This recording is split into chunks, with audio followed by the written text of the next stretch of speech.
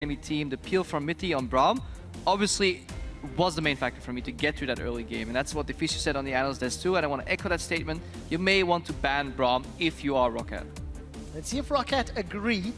Adapting their pick and ban strategy, Varus as a champion Peke has played, which would have solved the wave clear problem they had from game one, and they're taking it off the table. Yeah, analyst desk obviously brought that up too, and they said, well, yes, you get wave clear, but you just die. You get the Pepinero treatment. 3 people, one from the right, one from the left, all unite on mid lane, dead Varus. So that's definitely something Origen will still have to keep in mind for this game.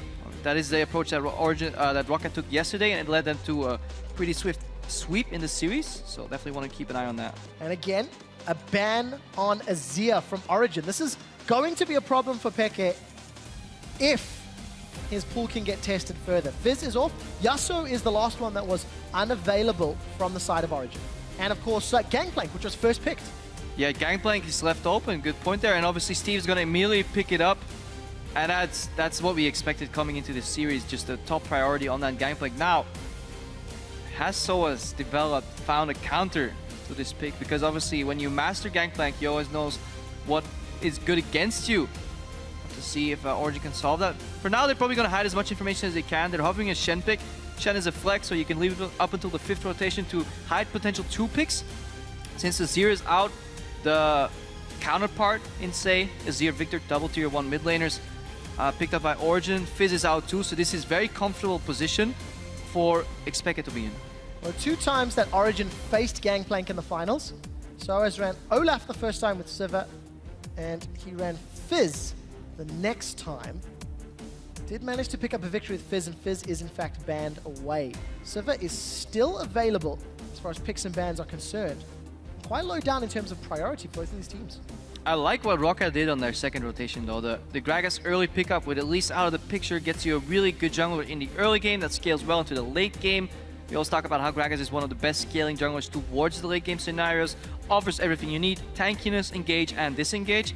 And then you steal away the Braum from Mithy, you say, well, you play that well, show us what else you can do on a different champion. And just the composition as a whole, these are 3 bricks that build the perfect foundation for pretty much any composition for ROCCAT. They can go any direction. If they want to go siege, if they want to go late game, if they want to go split push, they have all the tools they need to finish this composition while not revealing all too much. All they reveal is, well, we have 3 strong picks. Give us your answer, Origen. And they deny it from their opponents as well. That Braum away from Mithy, as you mentioned. That means Mithy will be running the Alistar. Technically, Shen was still a flex for Origen. Mithy has run the Shen in the past, which means it's going to be in Soaz's hands this time. And it is the AD carry that is left for Origen, with no real priority on what they're looking for. Expect that to be a Sivir if it's available, maybe Tristana. Or could easily be a Vayne again as well, because Vayne now has a defensive peel she needs. She has a Shen ulti to survive possible ganks and roams. She gets taunts in front of her. She has an Alistar peeling for her. If she draws aggro, then Viktor will do a whole lot of damage in these fights. Obviously, Vander's attention is going to go towards blocking those lasers from Viktor, because he's very reliant on that damage in the fight. And if Braum can soak up some damage, or if Yasuo can put a wind wall, then obviously ROCCAT can deny and just prevent a lot of damage coming out from Origen. This may change their champion pick here for Origen. Maybe they just want something else. They want to rotate early in the game, because if they go for a 5v5 team fight, getting around this double wind wall, or 1 wind wall, 1 unbreakable from Braum, will prove pretty tricky in these fights. So, as we mentioned, Yasuo, a champion, was banned in game 1. Yasuo is a champion that allowed ROCCAT to beat Origen in week 9 of the LCS. It was the last time these teams met. And it is another good counter. It's something that has been targeted towards Nukeduck often. He's got a lot of enablers from his team composition. So for Origen, they have to outplay Nukeduck's assassin or vice versa. If ROCCAT want to win, could be on Nukeduck's back. Just looking at ROCCAT's composition as a whole, I'm a fan. You have one side lane pusher in Gankplank that can also do well in teamfights if he's provided some time to set up the barrels. You have a mid laner that can transition later into another split pusher, facilitating a potential 1v1. What do you need for that? Well, you need an AD carry wave clear. Corki offers good enough amounts of wave clear, in addition if a Braum joins to deny some of the siege from your enemies, so you have a well-rounded composition. What is your goal in teamfights? Well, it is getting knockups on the Yasuo to proc that ultimate. Who can do that? Gragas with body slam and ulti, Braum with ulti too. So you have knockup facilitators, you have good teamfight, you have good 1-3-1, you have decent early game, and you still don't really suck in the late game. So well-rounded composition, well, because you have Gankplank, you know. but their opponents, Origen, have got a slightly improved game plan this time around. Good mixture of damage, good front line. It feels like they have similar powers, but maybe slightly less spiking in damage. Gankplank's going to burst you more, Yasuo's going to burst you more. But there's shields and there's protection from Ekko, from Shen, from Alistar that could play out in their favor. I think Origen, they run the risk of getting outscaled with this composition, especially later in the fights if it gets to a point where ROCCAT can focus the front line and just put up a wind wall and then have Unbreakable deny damage from Origen's backline. Then Origen might have a problem. However, they've shown to be a fantastic shot calling team, and they will recognize this. The same way they recognized last game. What do we do from behind? Well, we get the right wards at the right time, at the right place, and we come back into the game. Game 1 of this series, ROCCAT were unable to press their mid-game advantage deep enough. The pressure is now on Origen to say, we can do it better. They have the Sivir, they have the Viktor, and they have that split-pushing tool in Soaz and Shen. But Ninjas versus Pirates, who will come out on top in this bout? Are we even going to see standard lanes? Don't seem to be any... One lone guy in the crowd shouts ninjas. So we'll go with him. Shen will trump over Gankplank. Thank you, dude in crowd. Thank High you, five. yeah, dude. But yeah, the good thing about Shen as a pick, obviously, is that you have one of those extra globals. So you can argue whether Gankplank ulti is a true global or not, but it can assist in fights. So can Shen, and then you still can teleport back to your lane or teleport somewhere else, just like Gankplank can. So that kind of gets neutralized out. Early, I want to see how Nukeduck handles this mid lane, if he's going to get pushed in, or if he can deny Pekka some farm. It'll be interesting. It's all about dodging the lasers. We'll see how good he is at dodging those lasers. The Viktor, Pekka's only played it twice. So once again, champion pool being somewhat tested. 10, 6, and 10.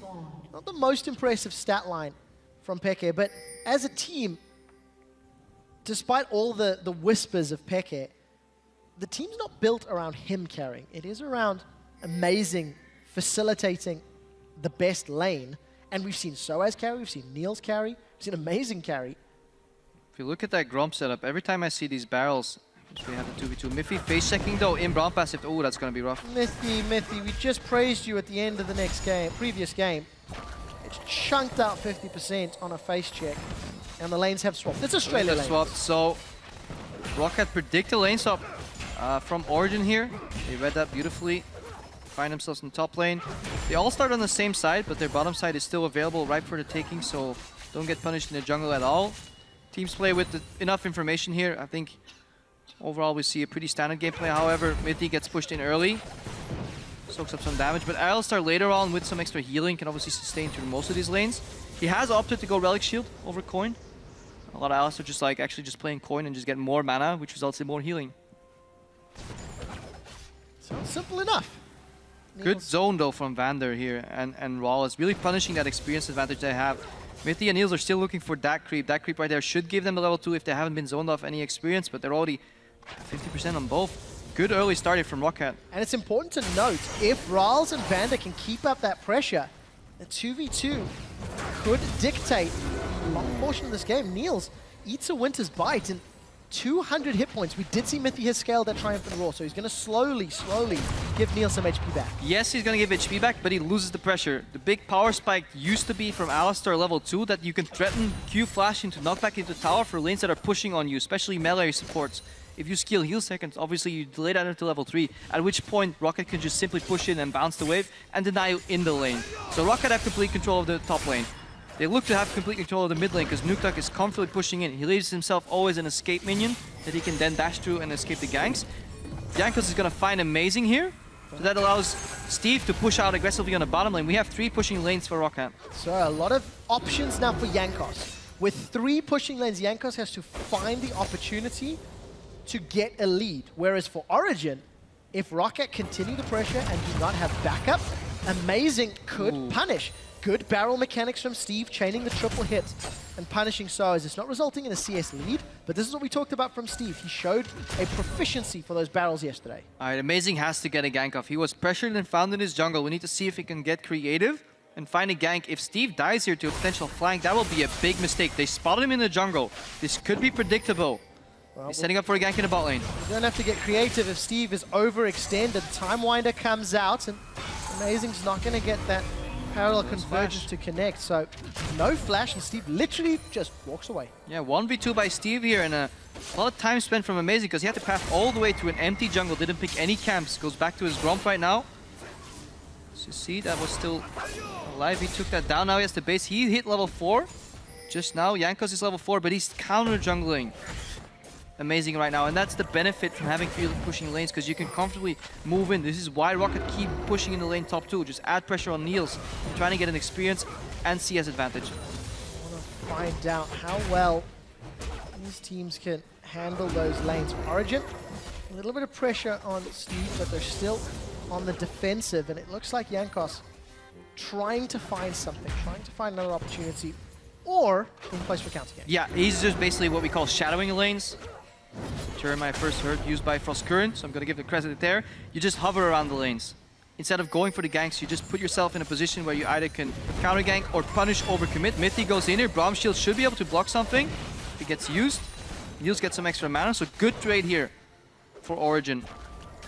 Feels like a little bit more control to Niels and Mithy, as long as Mithy's going to keep that heal up. Amazing is in tow. He's arrived later than Jankos may have Vander expected. facing. This is bad. Let's find out a lot of if vision Vander drops. Is in trouble. The pulverize in the headbutt's going to push him backwards. Amazing is going to come in for that phase dive. But Vander's unbreakable, blocks a lot of damage. That's one of the awkward moments when you pulverize somebody and you step outside of the brush to knock them backwards. Suddenly you realize, well, I need to see into the brush to knock him out. So Mithy panicked a little bit, didn't have a ward. That's why the knockup was slightly late. In the end, they do burn the flash on Vander. So if Amazing visits that lane later on, they can take him down. But Braum, very sturdy champion to take down, will be tricky. But that CS lead that MrRallez had built up is now being equalized. So MrRallez will be happy to pick up that phage first item. Niels will even happier. Some of that pressure's been relieved. And we've not touched on the Nukeduck versus Peke matchup all that frequently, but every time we look in here, Nukeduck is trying to shove Peke in and trying to get some harass and damage down. However, the CS is bang on even. So if you can't capitalize on that pressure, which means you can help your jungler make a pick or you can get some tower damage, Nukeduck can push all he wants. He's never hitting this tower since he's a melee range champion. He's dancing beautifully at the edge of tower range, but overall the CS is even. Amazing is just going to pick up this wave, so Origen as a team are not losing any resources. ROCCAT, they will need to find an opening where Origen cave under the pressure. Otherwise, we might see a repeat from last game. And we do have to give some props to ROCCAT scaling this time, because despite the fact Origen's comp has not necessarily become enabled, ROCCAT are ahead in gold, ROCCAT are pressuring Origen, ROCCAT are forcing Origen to reply. Yep. And if Steve can keep farming, if he can get to an item spike, if Nukeduck can also pick up some AD, there is options there for them. We did see Soaz just TP up top, so this could be trouble. Big. Because as we see on the minimap, xPeke roam to the bottom, Amazing joining him. They want to get rid of Steve on Gankplank. Soaz face checking for a ward, but he has to taunt out. He's going to relinquish complete control of that tower. Steve obviously still has his ultimate available to wave clear anywhere in the map where it's needed. But this might be the momentum for ROCCAT. Well, we'll see if the towers can be equalized. The wave has been dropped by that cannon barrage. Niels has pulled the minion line into the jungle. Origen is saying, right, we'll go dragon. That must mean they're going to lose the tower up top, and they do. So gold advantage and tower advantage to ROCCAT, and it looks like Steve has got into position to try to defend that outer. Problem is, Steve reads this right. He knows that they're going to go low on dragon, and if they return, he might actually be able to survive long enough or even get a kill on that dive. That means ROCCAT as a team can actually keep pushing top lane if they want. Look at how low Mithy and Amazing are going, but I don't think ROCCAT quite realize how much opportunity they have right for the taking here. Origen going to grab their first dragon well ahead of their season averages from the summer split. But we can see the control, and again, the lanes being pressured in as well as the vision deep. So if ROCCAT want to play beyond the lanes and those first inner turrets, they've got the vision and the information to work with. And they do. Jankos steals away the red buff. If you look at your minimap, his blue buff and his red buff are still available. So that's what ROCCAT is doing. This is how they're capitalizing on their advantage. They're stealing away camps. Camps are experiencing gold, and they're trying to get a lead that way that will later manifest in winning teamfights. It will be also important to find the right teamfights. Game 1, ROCCAT had a similar situation. Game 1 had a similar lead, but were unable to find the fights or to play the map to their comps effectively. The difference right now is that ROCCAT is comfortable in the late game, if not better than this Origen lineup. So the the burden of the outplay, the burden of the pressure is on Origen, because they really need to make something happen, especially in the mid game. Because otherwise, this double carry composition is going to fall flat, especially if you look at Amazing. It's not AP Ekko, it's to be just simple standard tank Ekko overall. It's going to run out of damage, which is a very, very real concern. Origen, though, they did get their first dragon, so that will help out as we crest 10 minutes in the game clock. 14,000 gold to 13,000 gold, so ROCCAT doing relatively well for themselves. And MrRallez, as well as Niels, is now swapped down to the bottom. So we're going to see the Pirates and Ninjas up top, and the bottom outer turret will be the next target here for MrRallez and Vander. Problem is, while Niels is dropping low here on HP, what Vander could do is walk up, deny the wave clear if he can block the boomerang on a later wave, and then have Steve teleport down. There's still about 30-40 seconds left on the teleport cooldown for Soaz. Obviously, he has Stand United available. It's not really going to do too much, but ROCCAT are looking to force a potential push here on the bot lane, because Niels is getting pressured. Let's see if they can pull the trigger. Jankos is not moving towards the bottom. See if he does. Not a whole lot of camps up on the top half of the map, so going to be tracking his decision making. As again, we're just going to see this wave clear versus wave clear in the mid lane. Jankos actually secures the blue as opposed to donating that one over to Nukeduck. Obviously, Yasuo doesn't really need mana. Yes, he likes cooldown reduction, but the added advantage that Jankos get, that he can sustain through the jungle a lot easier, just constantly keep casting all his abilities without having to worry about mana, leads to more pressure, leads to better vision control, and that in turn allows Nukeduck to play more aggressively. So then that blue buff kind of works in his favor still. Yeah. Overall, ROCCAT are pushing all 3 lanes still, and this is a worrisome fact. If you can get that to happen as a drafter, as a coach, get 3 pushing lanes with an aggressive jungle, you've done a great job. Obviously, your team still needs to execute it overall, and it doesn't necessarily mean that these lanes are always going to play out the way they did. I think level 1 played a large part in it, especially in terms of the 2v2 in the top lane. That early phase shake from Mithy cost all the snowball advantage for Origen in that top lane. It really is coming back to hurt them. Getting closer to Steve farming up those Silver Serpents, 250. I want to track exactly what he decides to upgrade once we get there, but finally going to let off the pressure in that top lane. We did see MrRallez was able to shove out the bottom lane, but look, Pickaxe Avarice versus double almost Trinity Force. Yeah, just the key components of that Trinity Force for Corki. Shen and Phage finished into Pickaxe Avarice Blade, denied another wave under the tower. Yeah, this is the point where this matchup starts breaking. As a Sivir, you really want that BF early, so you can threaten the damage from a W auto Q combo to really chunk somebody to half HP. And now Corki's comfortably trading with those Shen procs. And it keeps Mithy in lane too, because Niels needs help, because he will get 1v1. This removes Mithy's roaming potential, something he's very good at as a support player. But the back timing from MrRallez, in conjunction with the pressure on Steve much earlier in the game, results in that bottom outer turret being secured for Origen. We did touch on the items a moment ago. We did see Peke. He's returned with an upgraded Hex Core on those Lucidity Boots, as well as the Shiv. But let's look up top. Junglers and top laners. It's the 2v2 battle we like to talk about.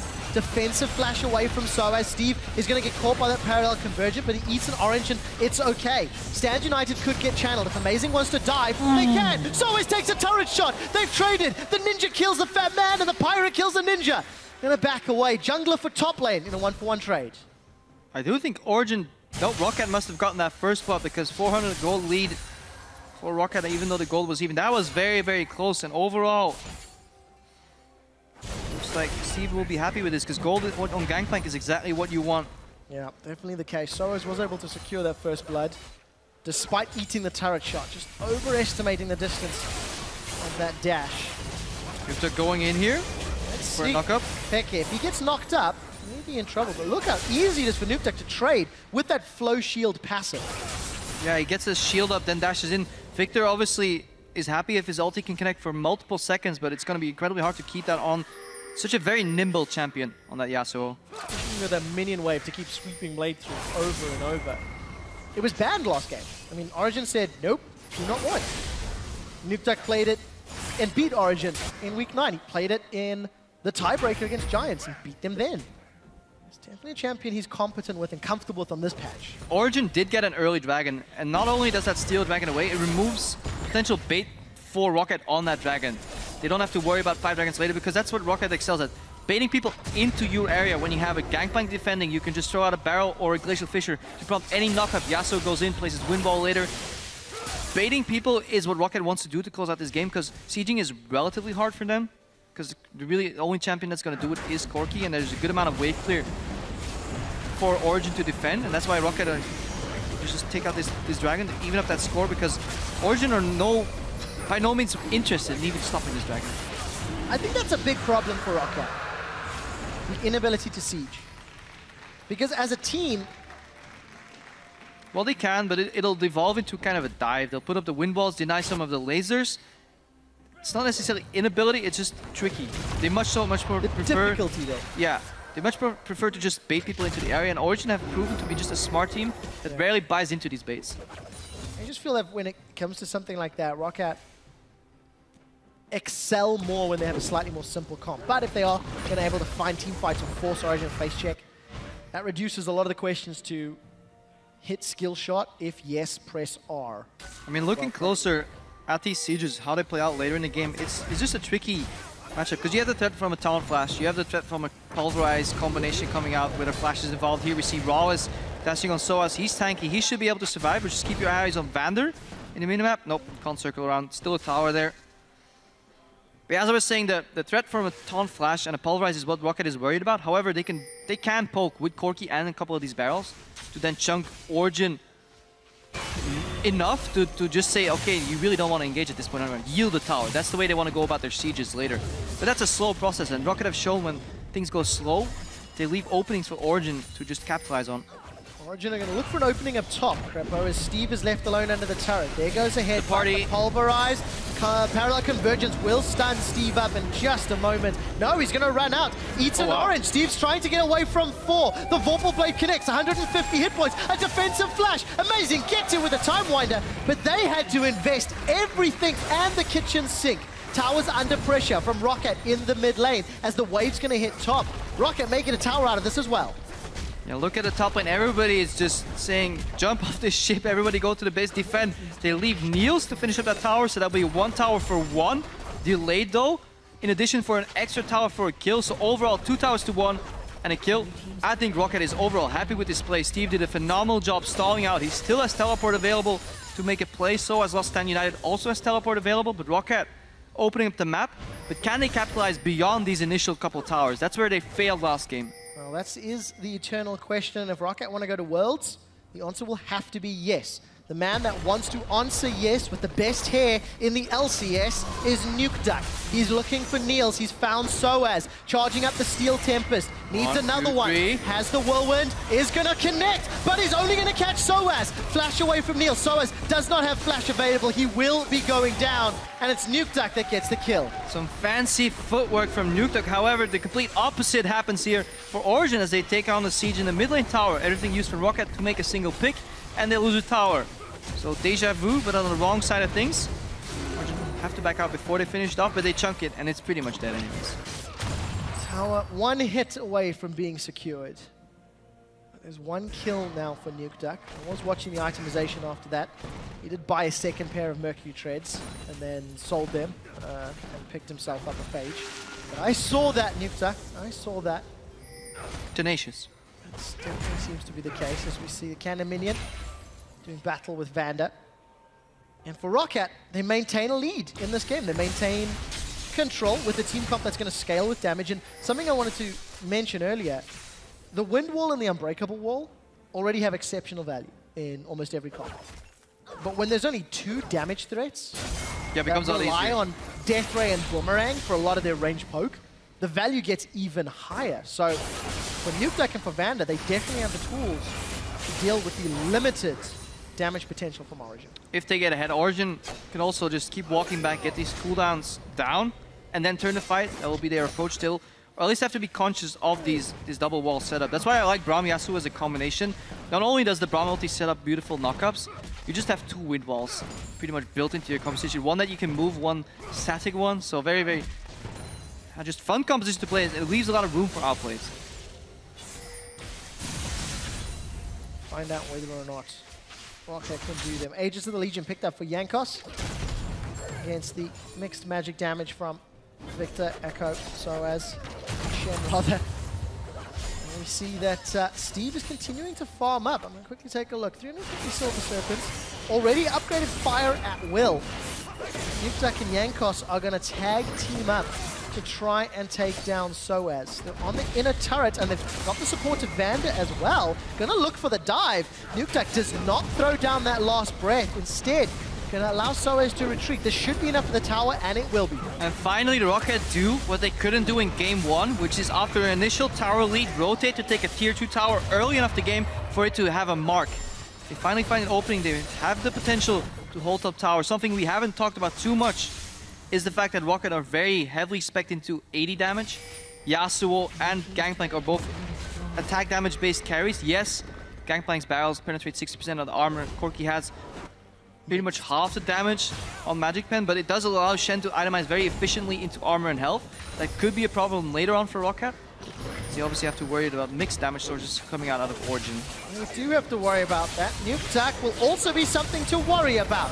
Last breath comes out. Phase dive defensively. Chrono break backwards. Amazing's going to phase dive onto MrRallez. He is still alive, but not for long enough. And with the jungler down and 10 seconds to Dragon, ROCCAT will be ecstatic about that pick.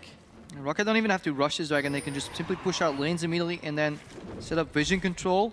This Dragon will go uncontested. Niels is trying to cross-map on the top lane, but the tower there has already fallen, so not much to gain, just farming, waiting for an opening.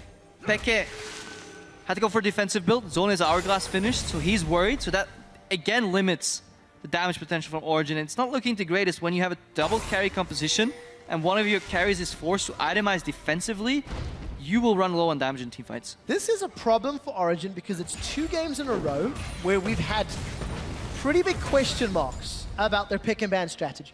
Against Fnatic, felt like it was pretty good, and you can argue that quite well, but for ROCCAT, greedy comp from Origen in game 1 was not punished. Limited damage in game 2 currently is being punished. And now ROCCAT just need to take that next step and push it further. Game 1, you can argue that it was a thematic decision to go for a greedy composition, saying, well, we don't trust ROCCAT to have the shot calling to close out the game. It would be a bold move, understandable. This draft, however, I feel ROCCAT got the better rotations. They open up with Gankplank. Reply from Origen really didn't give all that much, and then they immediately build the bricks for a beautiful composition with the Gragas Braum on the next rotation. Those 3 picks in unison, as we said before, they build into anything. Just give you complete freedom in picks and bans. It is almost flex level worthy of picking. Therefore, you have to commend Yamato Cannon. He did make this patch his Krepo, I believe. That's what he said. And he did say indeed, and thus far at least, I quite like the pick and bans. We did see Trinity Force there picked up for Nukeduck's Yasuo. Blade of the Rune King almost completed for MrRallez with all the vision around Baron and a Triforce BF sword on Steve's GP. So Origen have to respect the vision in this pit. They do, that's why they need to start sweeping. They do the right thing, put the pink ward outside, but then you need to sweep the pit. This is a crucial mistake, and again, acting from ROCCAT, they say, well, we don't really need to go in there. They're waiting.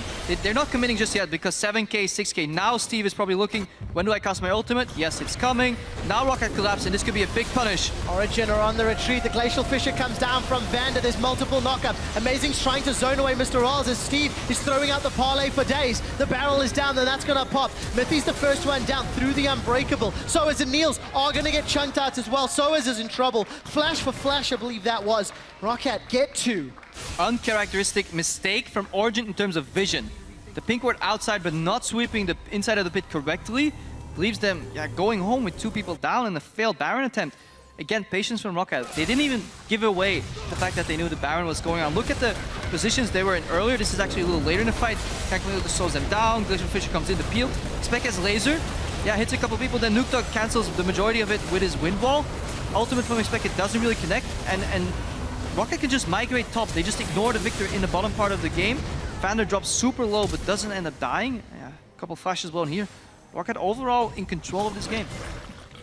Maintaining it as well. Got themselves an inner turret in the bottom lane. Do some cheeky split pushing from Nukeduck. We'll see whether or not they can keep it up. In terms of itemization, I was touching on all the damage that ROCCAT's put out, but almost all of that had a physical component, and the Thorn Mail from Soaz is going to be, again, incredibly valuable against all of those auto attacks and physical damage that ROCCAT are putting out. Yeah, if Soaz avoids getting hit by barrels, he's going to last absolute ages in these late game team fights because that build, not only is it good already, it just keeps getting better. The more armor you get, Thornmail gets calculated before armor gets put into the equation. Therefore, the more armor you get, the more hits you take, the more damage you return with that Thornmail over time. An incredibly efficient late game item if you can stack pure armor. You don't have the lifesteal to survive, like Steve and Nukeduck currently do not. You literally kill yourself hitting a wall. It's not a smart idea. But then, the solution is you ignore the wall. Yeah, I was going to say, just don't hit him.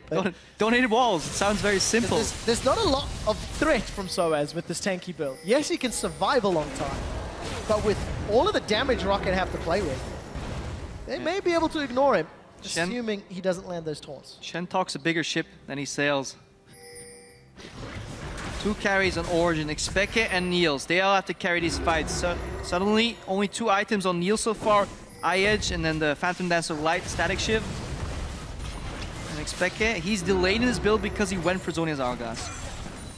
Luckily it will help against Nukeduck's last breath at least. Assuming he can get it off in time. Barrels chained together once again from Steve at almost max range.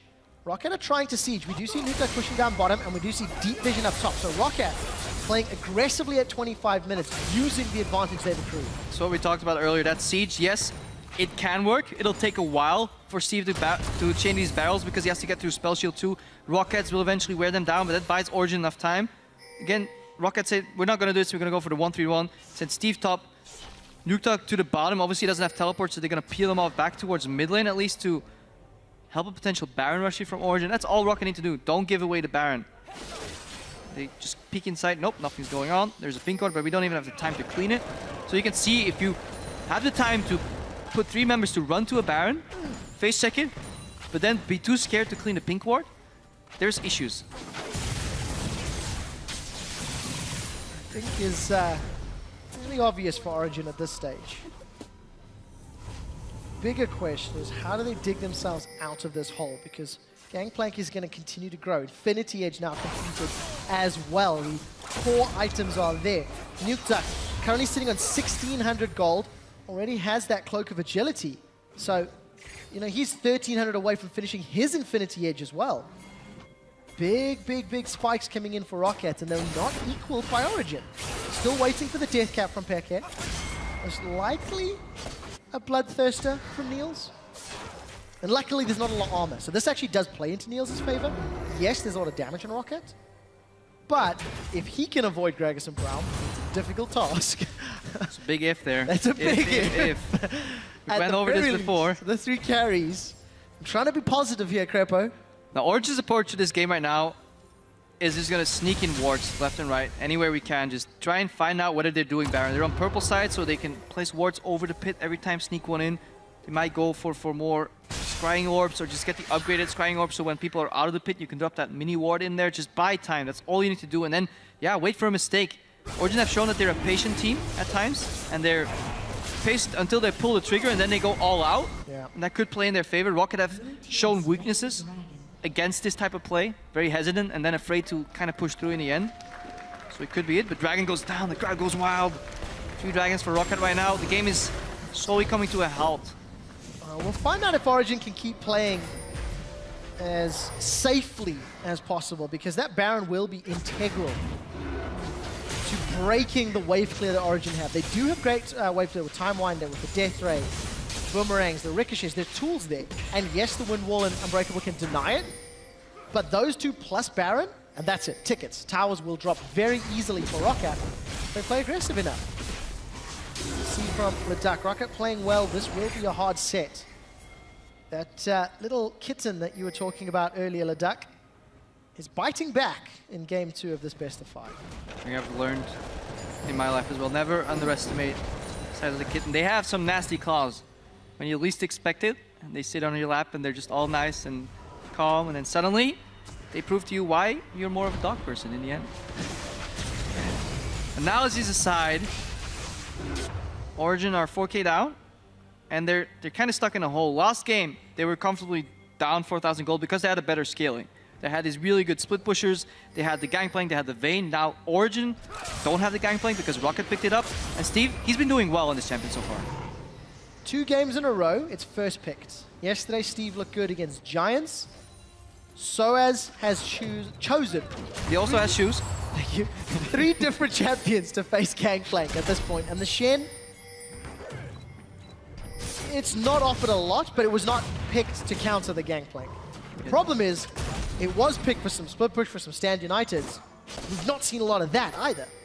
So the tools that Origen have, they can't use because they're down. I think this all goes back to the early game. That unfortunate or just well-organized forced face check by Mithy cost them the pressure in the 2v2. Sivir, Alistar can challenge the push against the Braum Corki lane, but they were pushed in very early. We see a fight for Red Bull. Pulverize misses. Not used to that from Mithy. Mithy is in trouble. Boomerang from Niels is going to go out and bounce back. Unbreakable comes up. Mithy's held onto his unbreakable will, but he burned his flash. And this is the story of this game pretty much. 3 pushing lanes for ROCCAT. Origen fighting to get control of their own jungle, rather than asserting dominance and getting deep vision into ROCCAT jungle like they did last game at times. So ROCCAT overall just pressuring the map, and look at these triple pink ward setup they have accrued. It doesn't matter that Origen has any wards deeper than this. They don't really care. Like, there's too much darkness right now for Origen to really safely step into. And yeah, anytime ROCCAT could be doing this Baron. And there's those 2 scrying orbs that you wanted to see from a team that's behind. Krepo. I think it's a good adaptation. I think it's incredibly smart. See if they can make it work. Both are on cooldown for the time being. And Steve is trying to push out this top lane. Trying to look for a powder keg combo. We'll clear out that wave. I want to quickly double check his upgrades on Cannon Barrage. There we go. Teleport comes in. And let's take a look. Soaz will cancel. Cancel. But he has Stand United. Doesn't really matter all that much.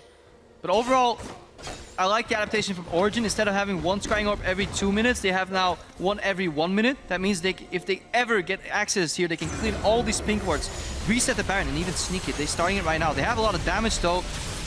ROCCAT. This might be panic. This is Hail Mary. Gankplank ulti comes down. This will be a fight. Baron below half. Origen have peeled away. Explosive cast will split everybody up, and Soaz looks for the taunt. That's the jungler down from Origen as Amazing is out. Full retreat from Niels. Defensive flash from Soaz, and the Glacial Fissure will be used to cut off the escape route. Steve finds 1 as MrRallez gets the 3rd of the fight, and ROCCAT unlock Nasher. Yeah, it looked like a dumb idea, honestly, from Origen, but I understand where it's coming from. You suddenly got vision control. ROCCAT may not even expect you to do it, and if you lose control one more time and ROCCAT actually baits perfectly, the exact same will happen. You will lose the Baron, you will lose your lives, you will lose the game. Origen know that they're in the process of getting outscaled. That's why they go for this panning Baron here. They have Shen teleport out of vision, but the reaction comes in. A lot of global check here too on this side of ROCCAT, and yeah, Windwall comes out completely, zones that fight later on. And once you're down 1 member on Amazing, 2 carries is just not enough to carry this fight. Origen lose the fight, lose Baron. They were already out of control. And now it just gets all the more difficult. Zeke's Harbinger has been picked up by Vander after that team fight, and the value of the item was already great. When comboed with an AD carry and had some crit, you can amp it up. Now you've got Nukeduck's Yasuo, I-Head, Shiv, Triforce. You've got Steve's Gankplank. Multiple targets to choose from, no matter where you're comboed. Yeah, you're better off putting it on Steve though, because Zeke's Harbinger is only 100% efficient if Yasuo has 0 crit. His passively obviously doubles his crit. So yeah, it's already 100%. The only reason I know that is because I made the same exact mistake on stream. I was like, can I use this on Yasuo? It's like, this dude already has 100% crit, Krepo. Do you read passives, please? It's one of those things you just forget as the sideline. Another tower's fallen. So Steve, with his Infinity Edge and his Triforce, could go up to 80-85% crit chance with that Harbinger. Yeah, give it to Steve, give it to Corki. Probably don't give it to Yasuo. He's already sitting on a decent amount of crit. Right now it's still... Nope, he's actually completely useless if you give it to him, so... Yeah. 2 towers down already, within a minute of securing the Baron. It goes easy. This gold lead and the added minions wave clear is nice, but it's so hard to wave clear on multiple lanes at once against the Baron buff. It is nigh impossible, and this shows on how easily those towers are fallen. Meanwhile, ROCCAT go for the casual 4th dragon. They have a win condition. If they throw right now, they still can get back into the game with a 5th dragon, so they're in full control. Looking to tie up the series. Yeah, 1-1 in this best of 5. If ROCCAT can knock down the Nexus. Now, they should be able to. They have themselves a 10,000 gold lead, grown from 4,000 to 10k in less than 4 minutes. It's an a efficient lot of Baron. money to spend. A dragon, 2 towers, now only inhibitor turrets to take out. But I think wise for ROCCAT, there's no rush. They've got the scaling, they've got the item lead, they've got the ability to play any way they want to get these next objectives. For ROCCAT this game, there is no rush, but I'd like to see them finish it off quick and clean to see how much their shot calling and just strategy has improved. Vander came out yesterday and said, well, I had to learn how to shot call together with Jankos because previously it was Xaxis and Overpow that were the shot callers together. So that's why ROCCAT was struggling earlier in the split. That's why they had this identity of being afraid to go aggressive, not really doing anything, playing the right way. Eventually Yamato called it. They're showing a lot of improvement in the series. They're still playing a little bit slow at times. Sometimes it is well-warranted caution. Sometimes it's inability to push an advantage home. This time, they're doing it well, though. That Earthrider Corki skin is ridiculous with that much crit. But watching ROCCAT play during the splits, as you mentioned, was in slow motion, 50% speed. Now they're running between 10 and 20% speed. Oh, Yes, xPeke gets working out. Wasn't a flash. He got barreled in there by Jankos. Had to flash out then in return. If you were wondering where he came from. Yeah, that's the exhaust. Defensive summoner down on xPeke. No flash. That means anybody can just simply body slam flash on top of him. Nukeduck can do the flash combo with Yasuo. Vander can even flash and press R and just end the teamfight immediately. Origen are probably looking to yield an inhibitor immediately. Let's see what Origen do. How do they defend, if at all? Steve is up top. Teleport will be available shortly. As Nukeduck and his Yasuo peeling away from the bottom lane to rejoin his team. He's got a very big cast range on that last breath, so could join from out of vision of Origen if a tower dive was the option they wanted to go for. Steve is also being pulled away from top lane, so ROCCAT disappointing. a little undecided on how they want to push this lane out. Yeah, pretty disappointing in ROCCAT's approach. The way to go about these things is simply move up Yasuo and Braum to the front. When the minion wave enters the base, put up the shields, deny the initial wave clear, and then just go ham on the turret. Instead, they say, well, we don't want to go ham. We'll wait for some cheese and pick up a 5th dragon. It'll work. Eventually, ROCCAT are primed to take this game. Eventually, Origen will crumble. I just want to gauge the speed at which they close out the game. Especially when you contrast it to how efficiently Origen or Fnatic close games out when they are ahead, for contrast. But regardless, ROCCAT continue to deny resources. The jungle across the map belongs to ROCCAT. And you can see all of those items, again, continuing to grow. 3 Eye Edges, 3 Triforces, Blade of the Ruined King, Bloodthirster. There's probably going to be another Bloodthirster here for Nukeduck. ROCCAT saying we're team players, put our items in the same slot, you know. Eye Edge, Triforce, 3 times in a row. Beautiful mirror Good there. training is what it is. Good training. Yep. I like Vander's build as well. I think Face of the Mountain into Zeke's is a fantastic build overall because I'm just a big Zeke's advocate. I think the item is incredibly strong. It's probably one of the few cases where it's not even as efficient, giving crit to Corki, giving crit to Gankplank, which is kind of conditional. He can't decide when he's going to blow up those barrels to an extent. But overall, still such a fantastic item. Yes, Trevor. Makes funny noises. I can't unhear it. So I'm sitting here analyzing the game, I'm staring at the screen, and I see Trevor grinning like a little kid. He's like, oh, we're fighting Corki. There are just some things in this game that make me chuckle. And that crit earth noise is one of them. But for Origen, they fended off Baron. Fended may be a very strong word for what has happened. Steve is left to push down on the bottom lane. Aspect of the Dragon will be available in 1 minute 40 seconds. If you're going slow and steady, if you're playing it safe, that is the objective you'll go for, then you'll go for the tower dive. Yep. Add more damage to your damages that you already have. Yeah, you're still scaling into the... As long as you have item slots, you can advocate that this is an okay style to play. Spectators obviously won't be finding it as entertaining. Now ROCCAT, they have to make sure they don't slip up here. Origen and forcing engage. Let's find out. Explosive cast comes out. The Fisher's going to try split Origen up, and Origen are very split up. Nukeduck's holding on to the last breath because he can't find a carry. Most of Origen are grouped up north of the red buff. Steve has already found himself one onto Mithy. Chrono Break comes down from Amazing. That will just delay the inevitable. Steve's got himself a second. We did see xPeke finding 1 kill before RALZ shuts him down. Then we're going to see Soaz and Niels being dropped shortly. It's Jankos that gets one. The kill credit for the final ace goes to Nukeduck. And it was Origen trying to force a fight that was simply not going to happen. And again, just like Origen started that Baron, they started a fight that everybody at home was probably predicting, yeah, they're probably not going to win this, because they knew if we don't do it now, our chances will get even lower over time. Origen, they were aware that realistically speaking, they were likely to lose this fight, but they had to take it because Baron was almost up, Dragon was almost up.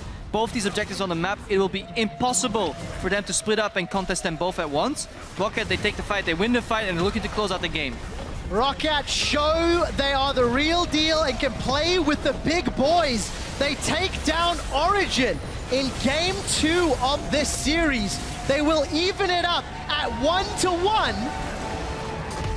And this might not be as clean cut as many of the viewers expected. I know internally we've had debates about what the results were going to be. But ROCCAT, again, 39 minutes. They had Baron, they had almost Aspect of the Dragon. Origen looked distraught after that defeat. And against Fnatic, Origen, they were expected to lose. Whenever they picked up a game, it was not a surprise. Well, it was a surprise, at least the first game. Unexpected, man. It was unexpected, so they weren't ready. They were ready to lose the games, and they weren't really ready to win them. This series, everybody pitched them 3-0, easy sweep. Origen, much better team. They took games of Fnatic. They're gonna stomp this. Yeah. Then, if you lose, and especially in this fashion, that hits home, that hits hard, and Origen have some emotional players, and we'll have to see how they bounce back from this defeat, both in pick and bans and just in play style. I really feel pick and bans will be quite important. Both teams are going to keep trading first pick. They are blue side, 1, 3, and 5 Origen, which means Gankplank could be another possibility. If somebody bans it, what it frees up in terms of the bans, will that be powerful enough to help a victory come through? I mean, these are questions we're going to find out, but almost everybody that I'd spoken to who felt ROCCAT were going to put up a fight was saying, well, yeah, they'll probably still lose, 3-1, 3-2, but this game creates some questions. We'll see whether or not anybody will be changing their opinions as we progress through the series. Let's head over to the analyst desk, take a look at how ROCCAT tied the series up.